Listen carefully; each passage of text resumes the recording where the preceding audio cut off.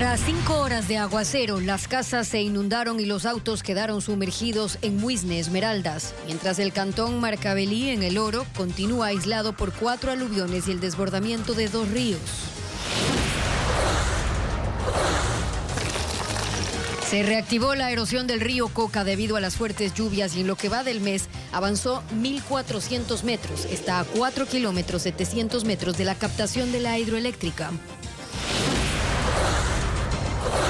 La presidenta de la Revolución Ciudadana, Luisa González, critica a Augusto Verduga por grabar las conversaciones y lo califica de maquiavélico y desleal. 3 de los más grandes bancos del país ofrecen a sus clientes y al sistema financiero la calificación crediticia que muestra el nivel de endeudamiento y el manejo de créditos. Un apagón masivo afecta desde las 8 horas a España, Portugal y el sur de Francia y sus causas aún se desconocen. El cónclave que elegirá al sucesor del Papa Francisco comenzará el miércoles 7 de mayo en la Capilla Sixtina del Vaticano. Televistazo inicia un especial por el centenario de Barcelona y en su primera entrega explica el poder de su marca que apareció hasta en un avión. Buenas tardes amigos, iniciamos con la información este lunes 28 de abril de 2025. Las lluvias no dejan de causar destrozos en cantones de Bolívar, El Oro y Esmeraldas. Steffi. ¿Qué tal, Gaby? Amigos, buenas tardes. Barrios enteros están afectados por desbordamientos de ríos y aluviones.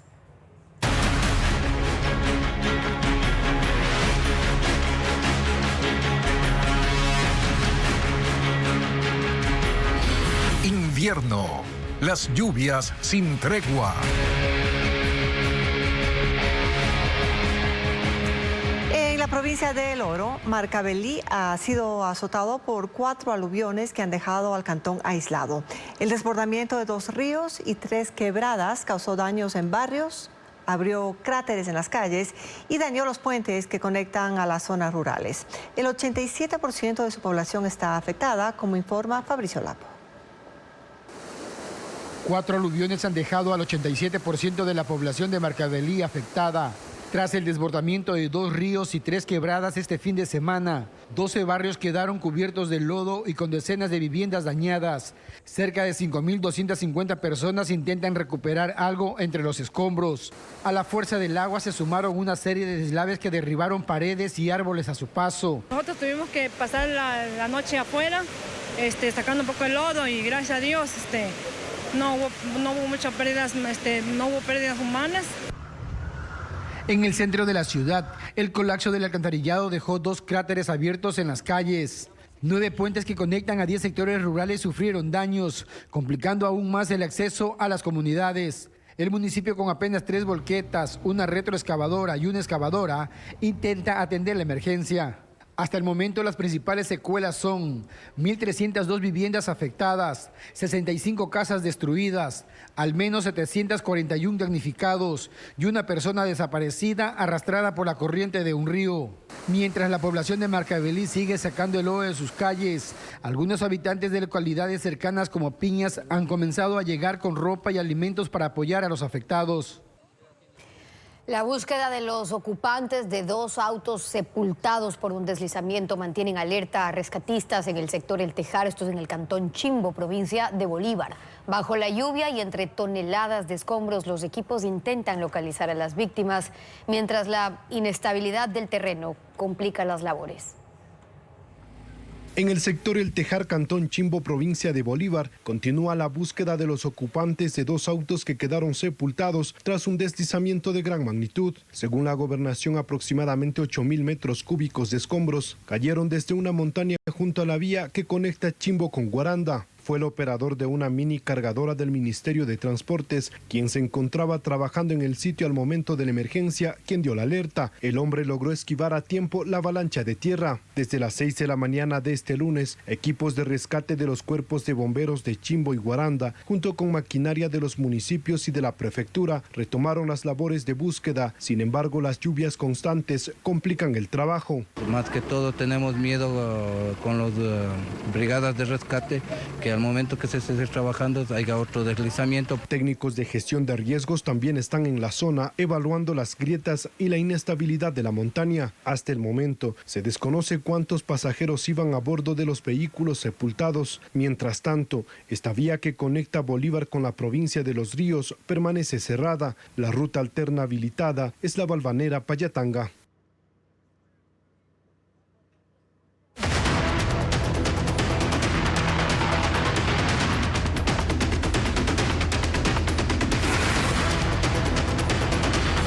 Coca-Codo, catástrofe anunciada. La erosión del río Coca se acerca cada vez más al vertedero de captación de la hidroeléctrica Coca-Codo Sinclair. Solo durante este mes avanzó 1.400 metros y ahora está a 4.7 kilómetros. Paul Romero visitó la zona y preparó un informe. La erosión del río Coca no se detiene y cada invierno avanza más cerca de la captación de Coca-Codo Sinclair, la hidroeléctrica más grande del país. El aguacero del pasado 6 de abril, cuando el caudal alcanzó 1.400 metros cúbicos por segundo, reactivó el fenómeno natural que amenaza la infraestructura. En lo que va del mes, la erosión ha avanzado 1.400 metros. Un equipo de Televistazo llegó hasta el frente de la erosión y comprobó que la distancia hasta el vertedero de la captación de Coca-Codo se ha reducido a 4 kilómetros 700 metros. En este punto toma fuerza la corriente del río que aguas abajo carcome lentamente las paredes naturales de las montañas y formó un socavón de 180 metros. Al caminar sobre el lecho del río, se escucha cómo la corriente arrastra piedras, palos y arena mientras forma nuevos socavones de manera constante. A simple vista se observa cómo el frágil sedimento se desmorona lentamente, profundizando el cauce del río. El fenómeno no tiene el mismo comportamiento en el frente de la erosión. En la margen derecha, junto a la montaña, el socavón alcanza 3 metros. Y en la margen izquierda, donde cruzan las tuberías del Sote, el OCP y la vía Quito-Lago, tiene 2 metros. La erosión empezó en 2020 y en 5 años ha recorrido 15 kilómetros 300 metros. Pero la situación actual resulta particularmente inquietante. Carolina Bernal, docente de la Politécnica Nacional, que investiga este caso único en el mundo, dice que ahora llegó a un punto frágil de la composición del suelo que lo acelera. En el sitio en el que ahorita está el frente erosivo es una roca que es mucho más fácil de erosionar que la que teníamos en la parte baja. Al ser más fácil de erosionar, entonces con una crecida menor a las que estábamos acostumbrados o a la que nos había tenido acostumbrado el río para que salte, entonces hay un fuerte avance de la erosión. Entonces ahora va a ser rápido, muy rápido. Si la erosión alcanzó un promedio de 3 kilómetros por año, quedaría poco tiempo para que recorra los 4.7 kilómetros restantes hasta alcanzar la captación. No solamente depende de la litología, sino de los caudales. ¿Cómo vayan a estar las lluvias para junio, julio? Vamos a ver los cambios más importantes. Aunque Bernal prefiere no hacer un pronóstico definitivo sobre el futuro de Coca-Codo Sinclair, es firme al señalar que los trabajos de protección realizados por la Corporación Eléctrica del Ecuador no han sido adecuados ni construidos a tiempo. Y esta noche en Televistazo presentaremos las alternativas planteadas por la Corporación Eléctrica del Ecuador para proteger la captación de la hidroeléctrica Coca-Codo Sinclair. Entre las opciones consta la construcción de un dique permeable 7 kilómetros aguas abajo que lleva 2 años de retraso. Un apagón masivo afecta a millones de personas en España, en Portugal y el sur de Francia. El corte de luz, que comenzó alrededor del mediodía, dejó sin el servicio a toda la península ibérica. Informes preliminares hablan de oscilaciones anormales en el flujo en líneas de alta tensión como causa de esta emergencia. Así se veía al mediodía el centro de Madrid por un apagón masivo. Los trenes se detuvieron y fueron evacuados. Los semáforos tampoco funcionan, lo que ha provocado embotellamientos y varios accidentes de tránsito. Millones de personas no cuentan con acceso a Internet. Bancos, museos, catedrales y centros de estudio cerraron sus puertas. Los hospitales siguen funcionando gracias a generadores eléctricos. Y los supermercados, que también tienen generación, están atestados de clientes. Otras grandes ciudades como Barcelona, Sevilla y Zaragoza tampoco tienen luz. El fallo afecta a casi todo el país, con excepción de las Islas Canarias y Baleares, que cuentan con redes eléctricas independientes. Alrededor de las 3 de la tarde, hora local, en algunas ciudades del norte del país, ya se había restablecido el servicio. Nunca había sucedido eso. Eduardo Prieto, director de servicios para la operación de red eléctrica, dijo que este apagón es excepcional y se debe a violentas fluctuaciones en el sistema de transmisión, por lo que tomará entre 6 y 10 horas repararlo. También se han registrado cortes de energía en Portugal, especialmente en el norte y en Lisboa, la capital, así como en el sur de Francia, que dependen de las mismas líneas eléctricas. El Consejo Europeo dice que en este momento no hay indicios de que el apagón general tenga como origen un ciberataque.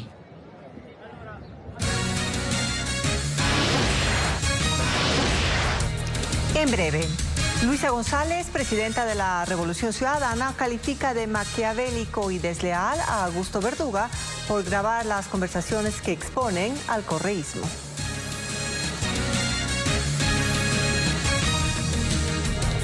Luisa González reacciona a los audios del caso Ligados y califica de maquiavélico y desleal a Augusto Verduga por haberlos grabado y toma posición por la asambleísta Ana María Raffo en su disputa con la asambleísta Belén Yela. Lo informa Jacqueline Rodas.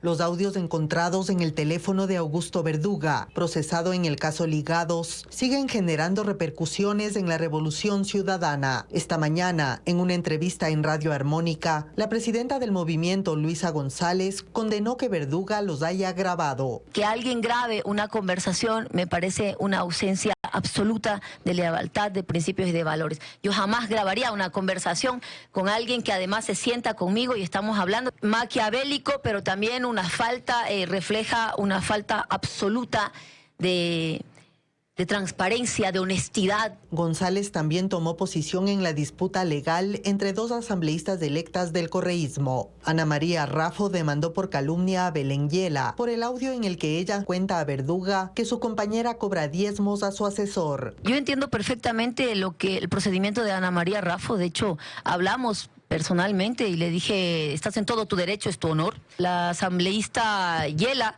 ella pertenece también a un grupo cercano al señor Verduga, es alguien que no milita dentro de nuestras filas y eso tendrá que seguir su procedimiento y ella tendrá que justificar también sus expresiones. Entre tanto, avanza el proceso penal del caso Ligados por asociación ilícita en contra de la Liga Azul. Augusto Verduga se enfrenta a una posible orden de prisión preventiva porque ha incumplido la presentación periódica dispuesta por el juez. En enero, Verduga se fue del país por la frontera norte rumbo a Colombia y no regresó.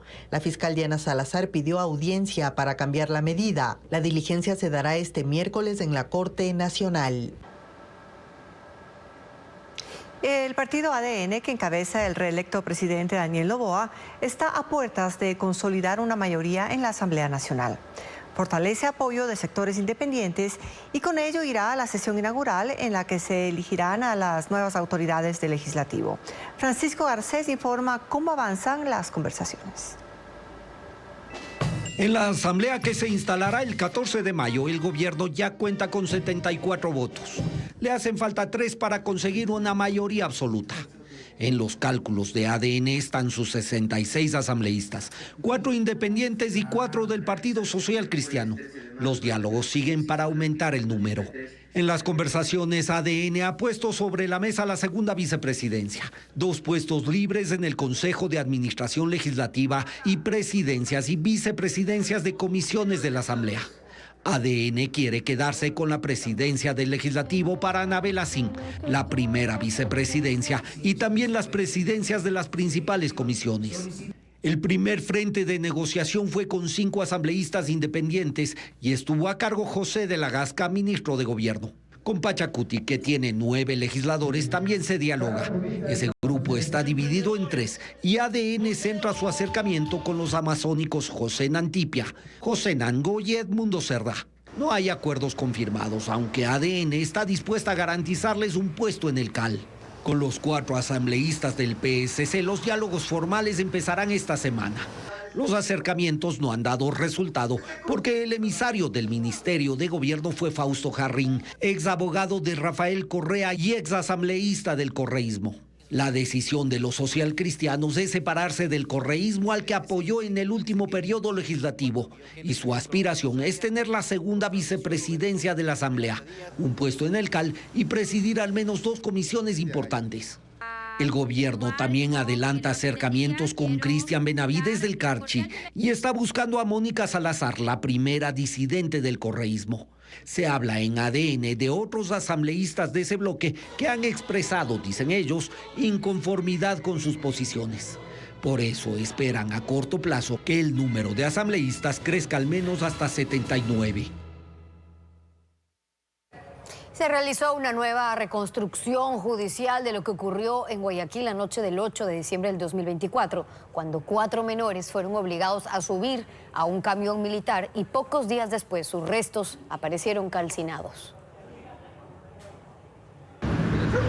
Por este caso hay 16 militares detenidos y anoche 4 de ellos fueron traídos desde la cárcel de Cotopaxi hasta Guayaquil para que fueran parte de esta diligencia judicial. En la reconstrucción de los hechos lo que se hace es recrear lo que ocurrió la noche del crimen o lo que se supone que ocurrió según las versiones de los testigos. Se ha brindado más información, lo que podría inclusive catalogarse como una cooperación eficaz. Por nueva información se refiere a este momento. Uno de los militares involucrados confesó que a los menores los bajaron bruscamente de la camioneta en por lo menos 2 ocasiones, que los obligaron a tenderse boca abajo en el piso y luego a arrodillarse con las manos en la nuca. Agentes de policía fueron los que recrearon los hechos. Que existieron golpes que podrían constituirse actos de tortura. Son tácticas evidentemente que ya tienen algún raigambre dentro de los mecanismos investigativos que tienen las fuerzas del orden. En la reconstrucción incluso quedó constancia de que esa noche hubo un disparo, aunque se supone que fue al piso, no contra ninguno de los niños. Durante esta diligencia hubo además otro hallazgo. Una vestimenta y esa vestimenta va a ser reconocida y va a ser fijada dentro de un informe pericial y reconocida por los padres. La reconstrucción duró alrededor de 8 horas, comenzó en la noche del domingo y terminó cerca de las 5 de la mañana del lunes. La caravana en la que iban policías, personal de fiscalía, de derechos humanos, testigos, partió desde Guayaquil, pasó por Durán, entró a caminos de tercer orden y llegó hasta Taura, haciendo las paradas necesarias en los puntos donde ocurrieron hechos relevantes. Según los militares, los menores fueron liberados con vida, aunque un par de semanas después los 4 cuerpos aparecieron calcinados cerca de la base militar de Taura.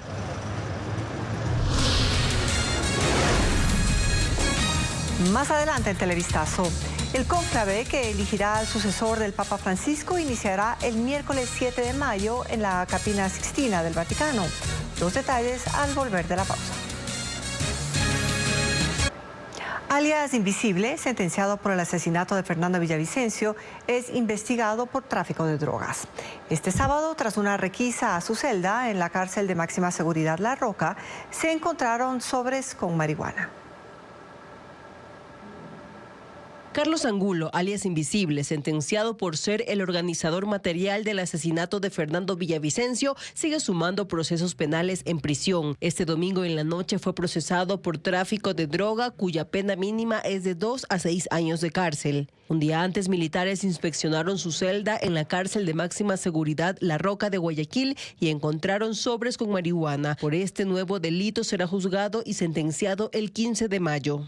No es la primera vez que alias Invisible comete ilegalidades desde La Roca. El 8 de febrero fue procesado por delincuencia organizada junto a 9 integrantes de Los Lobos. Según la policía y la fiscalía, desde allí dirigía secuestros, robos a vehículos, asesinatos y ataques terroristas. En este caso, las investigaciones siguen en curso. Antes de ser llevado a La Roca, Carlos Angulo estaba en la cárcel de Cotopaxi. Según la justicia, desde ese reclusorio organizó a su gente para matar a Fernando Villavicencio. Aún se desconoce quiénes ordenaron el asesinato y ese es motivo de otra investigación que se mantiene en reserva. Por el crimen del político, a mediados del año pasado fue condenado a 34 años de prisión, pero aún en La Roca sigue cometiendo otros delitos.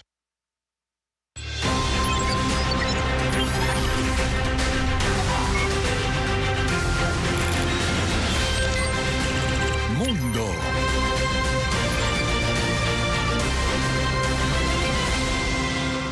La Congregación de Cardenales en Roma estableció que el 7 de mayo empezará el cónclave para elegir al sucesor del Papa Francisco. 134 cardenales electores que tienen menos de 80 años se reunirán desde esa fecha en la Capilla Sixtina y tendrán hasta 4 votaciones por día para dar un nuevo líder a la Iglesia Católica. La prensa del Vaticano ha informado que durante la reunión de hoy los cardenales debatieron sobre la Iglesia, su relación con el mundo y cualidades que deberá tener el próximo Papa para enfrentar esos desafíos. Las autoridades de Irán no han revelado aún qué fue lo que causó la enorme explosión en el puerto de la ciudad Bandar Abbas el sábado, que dejó 65 muertos y más de 1.200 heridos. Versiones extraoficiales indican que se trató de cientos de toneladas de un químico usado para producir combustible de misiles balísticos de Irán que llegaron al puerto en febrero. El ministro del Interior de Irán dijo que se trató de un acto de negligencia y que los responsables ya están identificados. Y el presidente Donald Trump exige que se permita el libre tránsito de los buques comerciales y militares de Estados Unidos por los canales de Panamá y Suez. Ambas rutas no existirían sin su país, dijo, y pidió a su secretario de Estado que trabaje en este tema. Trump ha mostrado su intención de retomar el control de la vía interoceánica panameña y ahora apuntó al canal de Suez en Egipto, otra arteria marítima vital para el comercio global. Egipto no se ha pronunciado aún al respecto. La ministra de Educación, Alegría Crespo, aseguró que luego de evaluar 7.636 unidades educativas, el inicio de clases en el régimen Costa y Galápagos se mantiene a partir del lunes 5 de mayo y analizarán durante la semana si amerita algún cambio excepcional por el invierno. Según la ministra, 5.385 instituciones requieren algún tipo de intervención y 37 están perjudicadas por la época lluviosa. Sobre seguridad señaló que habrá 229 planteles priorizados en la costa. Los clientes de 3 de los bancos más grandes del país pueden acceder a su puntaje o score crediticio mediante sus aplicaciones móviles. El servicio es gratuito y permite conocer sobre salud financiera, información que estas instituciones toman en cuenta antes de dar un crédito. Adriana Bermeo amplía la noticia. 3 bancos del país tienen en sus aplicaciones digitales la opción para obtener el score o puntaje crediticio en menos de un minuto. Es un servicio nuevo y gratuito que permite al cliente conocer su nivel de endeudamiento, si tiene un balance entre lo que gana y lo que gasta, y si tiene pagos pendientes en instituciones financieras, en locales comerciales o entidades de servicios. Para acceder solo debe ingresar a la plataforma del banco y seleccionar la opción calificación crediticia. En su pantalla se va a desplegar un semicírculo con el puntaje que va del 1 al 999. Mientras más alto sea el número, mayores las posibilidades de que una persona pague a tiempo sus deudas. Por eso los bancos, cooperativas y mutualistas utilizan el score crediticio como uno de los insumos para decidir si otorgan un préstamo. Si es que ha tenido alguna dificultad, pues obviamente su score se verá quizás en menor reflejo, pero no implicará que no pueda acceder a algún producto. Entonces la institución analizará y verá el nivel de riesgo y determinará cuáles son las condiciones a través de las cuales esta persona puede servirse y llegamos a una oferta ideal en función al nivel del riesgo. En el país, 3 instituciones privadas y la Superintendencia de Bancos están autorizadas a emitir el puntaje crediticio. Reciben información de instituciones financieras, compañías de seguros, casas comerciales y entidades de servicios. Consolidan los datos y con una fórmula estadística calculan el puntaje. La única forma de mejorar el puntaje es pagando puntualmente los préstamos y deudas, y si no es posible, el usuario debe negociar con los acreedores y reducir los gastos.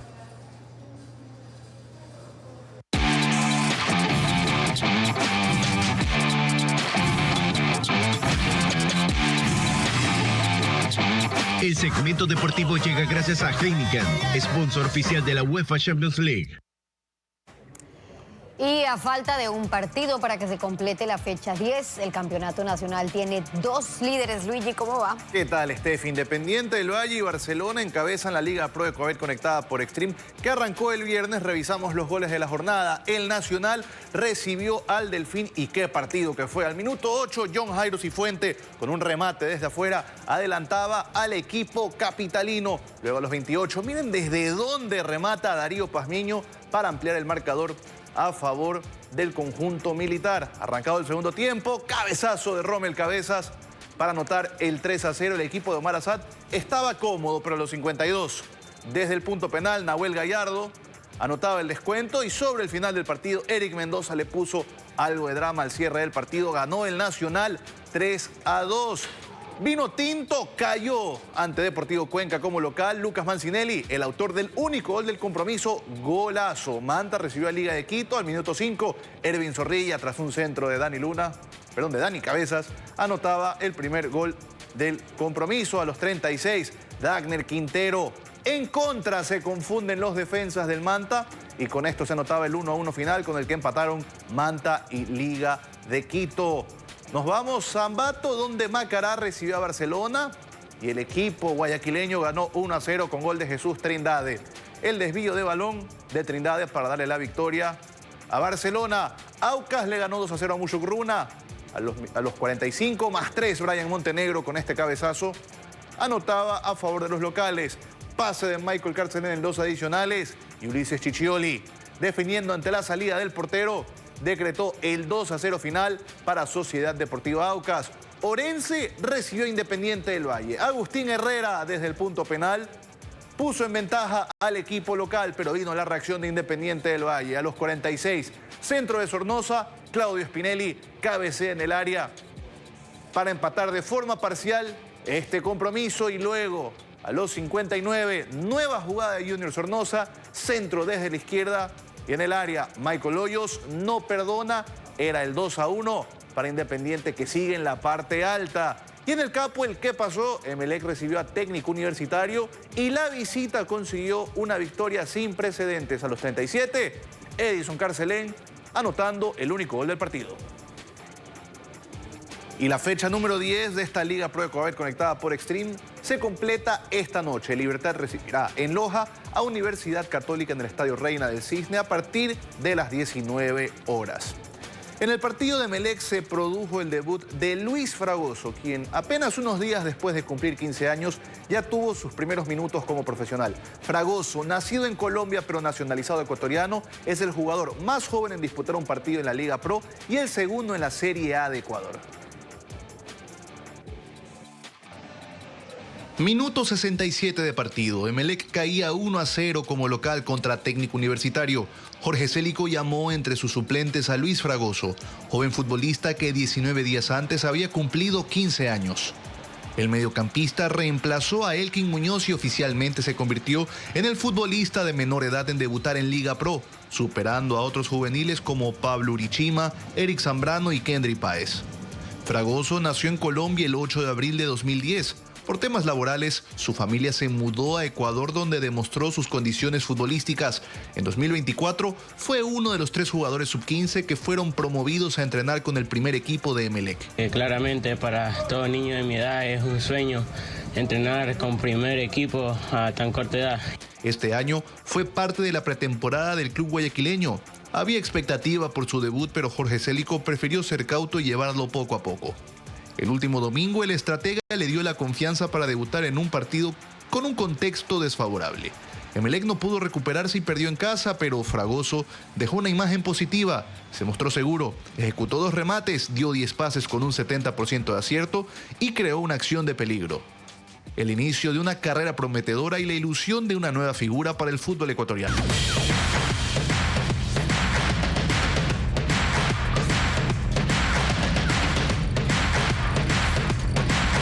Barcelona, 100 años a pesar de todo. Barcelona Sporting Club, más que fútbol, es una marca nacional que vende más de 30 millones de dólares al año. A lo largo de los años, este fenómeno ha convertido la pasión deportiva en artículos que van desde camisetas hasta un avión. En redes sociales tiene cerca de 10 millones de seguidores. Merlin Ochoa con la información.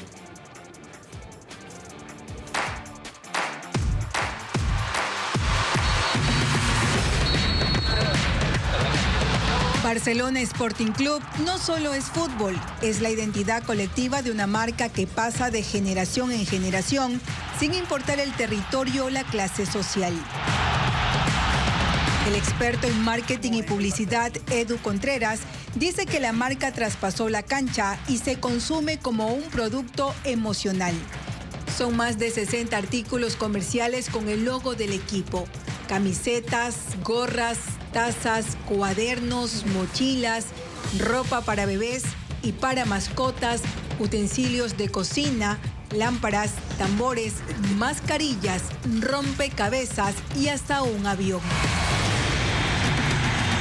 Todo lo que tenga el escudo torero se vende, según los expertos, porque el hincha quiere ser parte activa de este fenómeno. Nacen de la emoción. Todo lo que esté ligado a Barcelona es la ratificación de un sentimiento y lo hago tangible al comprar el producto. Barcelona es la marca con mayor arraigo popular. Su camiseta amarilla es como la bandera del pueblo. Por ello tiene la capacidad de movilización. Donde va Barcelona llena estadios, hoteles, calles y restaurantes. Dice que para entenderlo hay que remontarse al pasado. A partir de la migración interna por este boom comercial que hubo en Guayaquil entre los 50 y los 60, que mucha gente vino hacia Guayaquil y había una necesidad de ser parte, de sentirse identificado, y coincide con el momento en que el fútbol en Ecuador se comienza a profesionalizar, empieza a crecer Barcelona en resultados y Barcelona pasa a ser un equipo de Guayaquil a un ídolo nacional.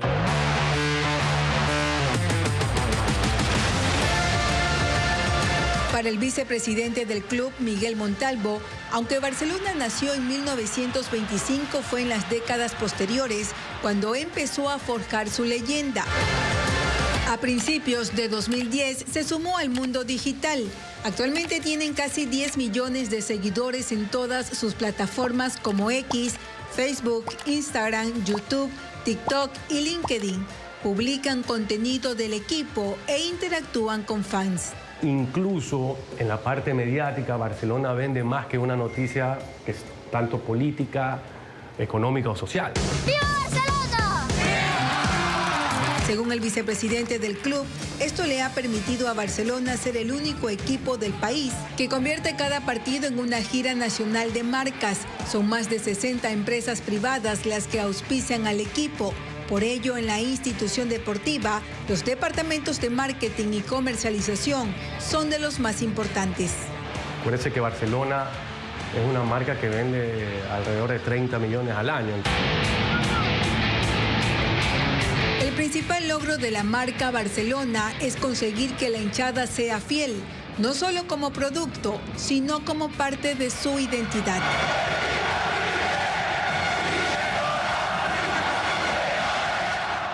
Mañana en la segunda entrega del especial Barcelona 100 años a pesar de todo, Televistazo describe a la hinchada del equipo que tiene presencia en todo el país e incluso en el extranjero, pero que no ha estado libre de polémicas por la violencia.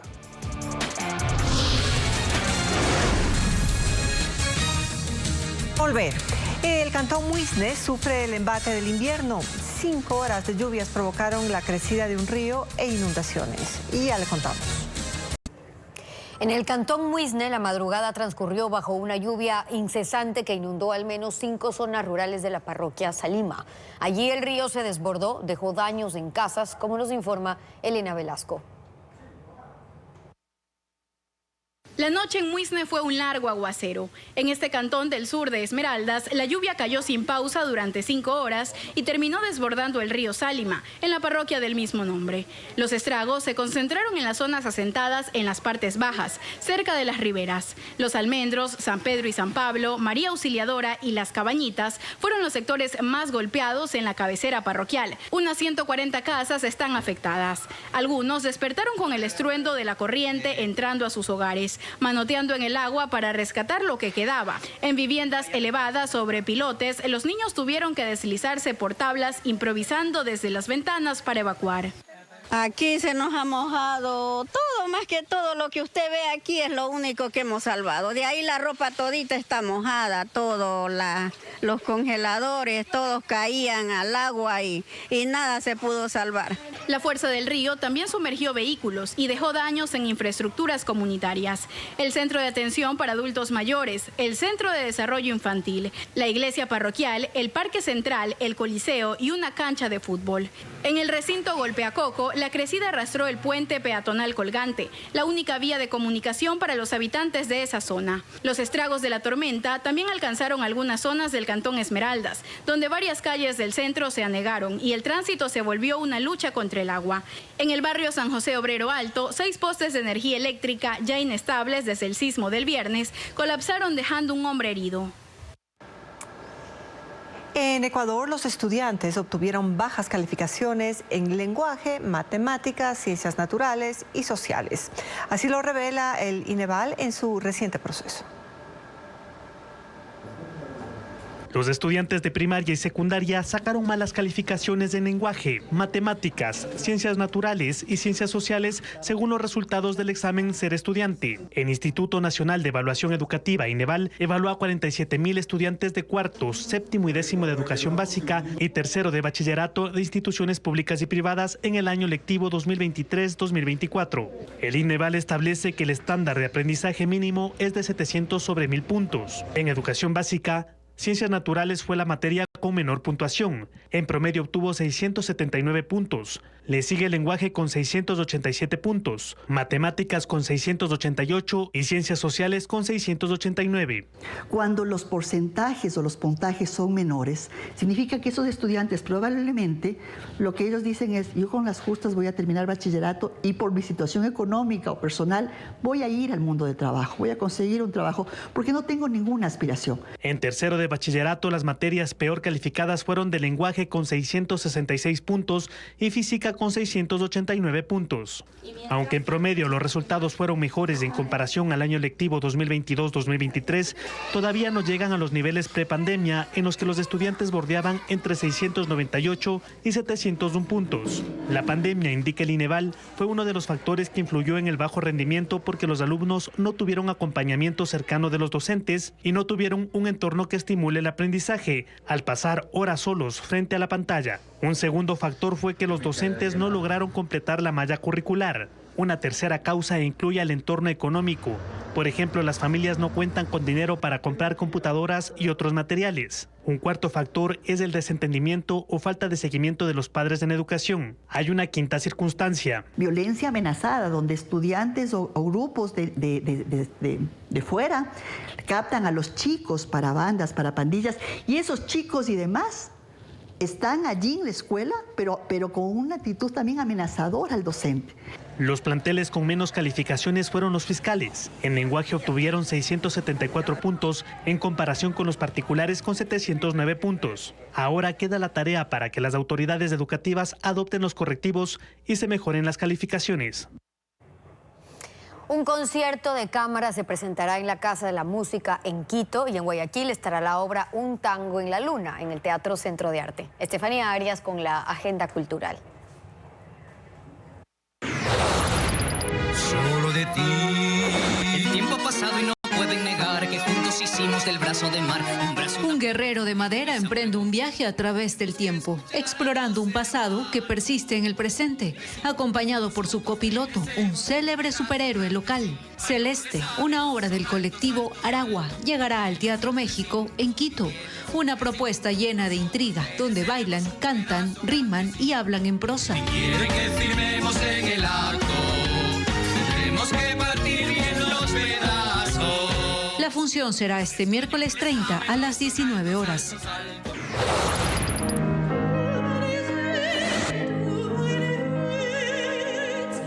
Un espectáculo de música clásica con imponentes interpretaciones, voces del romanticismo alemán, se presentará en la Casa de la Música en Quito. Un recital de voz y piano con la soprano Johanna Almeida y el pianista Alex Alarcón.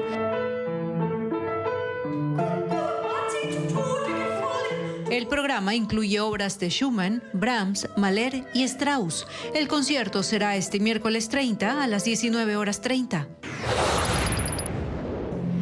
escuchando música, tomando mi copa de vino y de pronto aquí, Una historia que narra la compleja relación entre tres personajes atrapados en un triángulo amoroso, donde los deseos personales, las responsabilidades y los sueños de felicidad se entrelazan y chocan. Un tango en la luna se presentará en el Teatro Centro de Arte en Guayaquil, interpretada por Fabo Doja, Juan José Jaramillo y Liz Rezabala. Las funciones son los miércoles 30 de abril y 7 de mayo a las 19:30.